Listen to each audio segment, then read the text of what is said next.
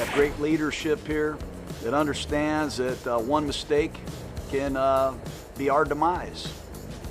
One mistake can bring us all down in a real bad way, and it's not just coming to football. It can create a terrible illness. So I want to dominate when we leave the building. We want to crush this virus. We want to beat this virus into the ground. And I can use those words because it's not on our schedule. The virus puts its pants on same way we do, Jon Gruden says. But look, he's got the right idea. They need to take it seriously. And Chris, I think Jon Gruden, when he's up at 4 a.m. Pacific time, right? What time is the show on? The show, he could roll. Hello, John. Roll into the office and tune on NBCSN or Sirius XM 211 or Sky Sports if he has a feed from the UK and Ireland, and check us out. And you raised the point earlier this week as we talked about which teams would be best situated to deal with a head coach being positive during the season and not being available to coach. You need a dry run in training camp. And Jon Gruden went dry run during camp. According to NFL media, they found out from special teams coordinator and assistant head coach Rich Bisaccia, who presumably would be the guy to take over. I would think so. That Jon Gruden had tested positive for COVID-19 and wasn't available. And it's you're going to have to be ready for it. It's smart. You know, it was kind of like, yeah, it's kind of a joke. It's kind of funny. It's kind of a prank. No, it's real because it could happen. It's one of the things you have to simulate. It's one of the things you have to prepare for because any given day for the entirety of the 2020 season, this could happen. It could happen on Friday, Saturday. It could happen game day. And you need to be ready for it. They need to have a procedure in place for who's going to take over and how it's going to go to try to win the game if the head coach isn't there. Right. And also, with the other thing it'll teach the players to deal with the emotions of the moment when it does come true, right? To not let it become a distraction to where all of a sudden a Friday practice is ruined because the whole locker room and guys are just gossiping about, man, our coach got COVID, are we going to get it, blah, blah, blah. All of those things that can distract the football team, let alone even if it happened on a Sunday morning, the day of a game. So that's I think the genius behind that. And I think, John, listen, I'd love to take credit for this idea, but as I think I said on the show earlier this week, this is something I had heard from coaches in the NFL that they thought they would throw some of these curveballs at their assistants at some point during training camp for this exact circumstance to see how things are juggled around. Rich Bisaccia, who's a hell of a coach. I was with him in Tampa. He's perfect guy to be the head coach, one of the best special teams coaches in football.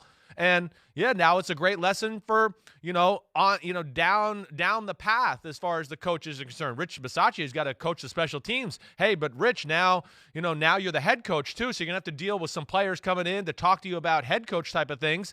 And, now, Rich, you're going to have to delegate some responsibilities to your assistant special teams coach because you're going to be doing head coach things. So, the trickle effect, I think, is what's really real there and what you got to get used to. And I think it's a good ploy to get your team ready for just the distractions that could come about in a year like we're about to go into. Other side of the coin, you don't want to do it too often or a Chicken Little dynamic creeps in. So when it happens for real, the players are like, oh, come on, we've done this before. Don't give me that. Don't give me that crap. So smart to be ready, smart to have a plan. This is one of those years where, again, everything you can identify that you need to worry about, you'll find something else as you make that plan. What else do I need to be thinking about? Oh, there's this. Oh, okay, I'm thinking about this. Well, now there's another question I need to resolve. And this is a prime example. And it's not just the head coach who could be gone. Yeah. You could wipe out all the coordinators. You could be down to the assistant offensive line coach is the only guy we've talked about whether or not a team would qualify for some sort of a de facto postponement based upon having no offensive linemen. How many coaches do you have to lose before the commissioner would say, we don't expect you to play today? Yeah, I mean, that's a good question. And I don't know where that answer lies. I mean, I really don't. I mean, you lose your offense and defensive coordinator. You just lose those two guys, right? As big of a blow that is, I don't think that's worthy of canceling a game. You still got other coaches there. So I would think it would have to take a defensive coordinator and then a few people on the defensive staff to go down with him, and then, okay, it's the offensive coordinator and a few people on the offensive staff that go down with him as well to where now the head coach is calling the league going, like, listen, I got nobody here. I have a first-year assistant offensive line coach who's like 25 years old. I can't ask him to call plays today. This is going to be a major issue. So I know you're right. It's something we haven't really talked about or dove into at all, but very real possibility. And I don't know what that line would be for the NFL and the commissioner to say, okay, this is not good for the game.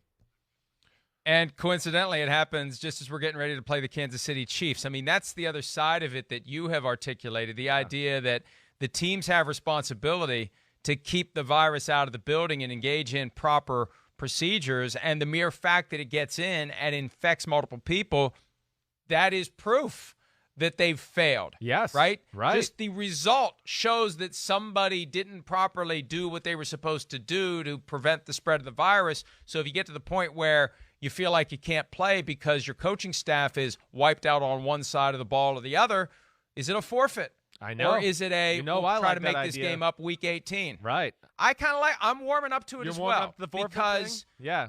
Keep people strict and on their game about not getting sick out off the field and being careless there.